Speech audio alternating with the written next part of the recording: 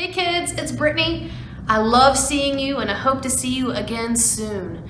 This Saturday is Halloween and I hope you can stop by church and get a big goodie bag and maybe some extra surprises as well.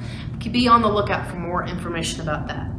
But for today, I want to read for you a story. This book is called Edie is Ever So Helpful, and it's by Sophie Henn.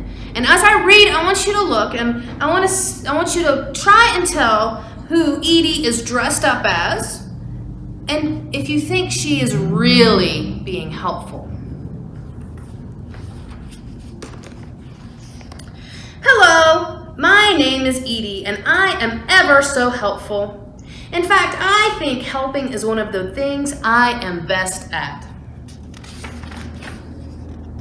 I start the day by helping everyone wake up and get out of bed. She's got drums and guitar. Mommy and Daddy find this rather tricky, so sometimes I have to help them a little bit louder.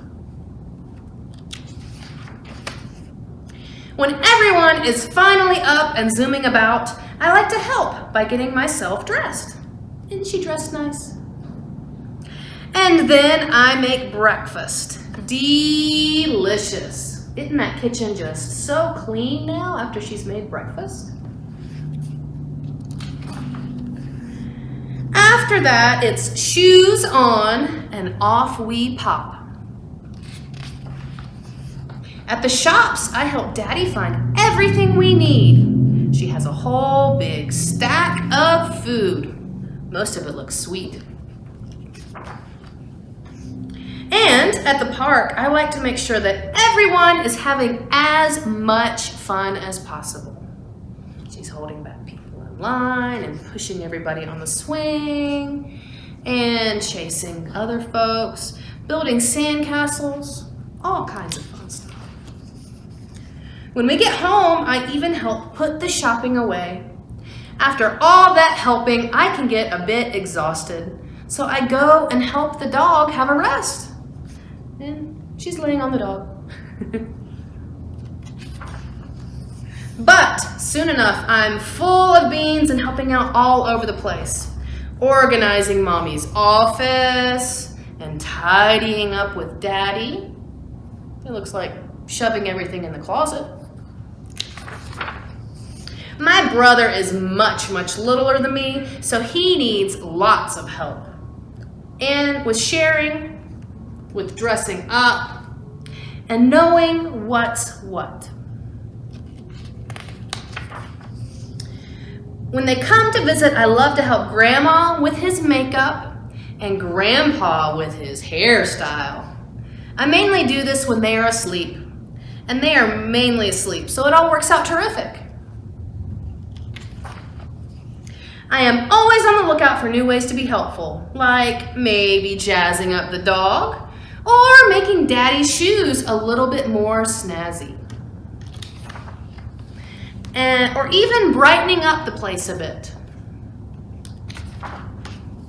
Sometimes I have to remember to be not quite so helpful.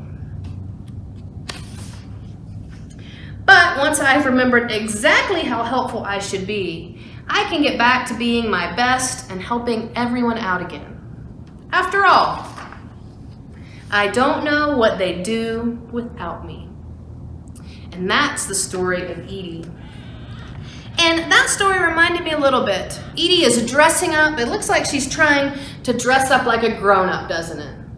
She's trying to act and be just like a grown-up, even though she may mess up sometimes and not do things exactly how would make her mom and dad most happy. And that reminds me about the idea of holiness. Let me read for you. This is from Colossians chapter 3, verses 12 to 15, and I'm reading in the New International Reader's Version. You are God's chosen people. You are holy and dearly loved. So put on tender mercy and kindness as if they were your clothes. Don't be proud. Be gentle and patient. Put up with one another. Forgive one another if you are holding something against someone. Forgive just as the Lord forgave you. And over all these good things, put on love. Love holds them all together perfectly as if they were one. Let the peace that Christ gives rule in your heart. And as parts of one body, you are appointed to live in peace and be thankful. So in these verses in Colossians, it talks about you are holy, so you need to put on these clothes. And it lists a lot of things. We don't really put them on like clothes, but we act in that way. We treat others with love, with respect. We pursue peace. We're gentle and patient and not proud. And the reason that it reminds me of this book is that just like Edie was trying to dress up and act like her parents, sometimes we mess up too. We don't get it exactly right. We don't get all of those good traits that the Bible talks about. But we're still holy. We still want to act like God, just like Edie wants to act like her parents, like she's in charge.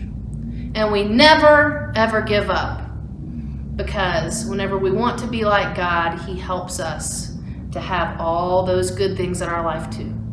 Let's pray. God, thank you so much for these kids.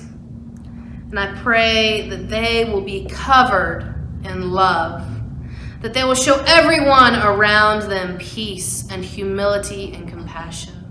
And God, I know those are all big words for all of us. But I pray for these kids that they will be able to show your love in all they do and always, always, always seek to be more like you.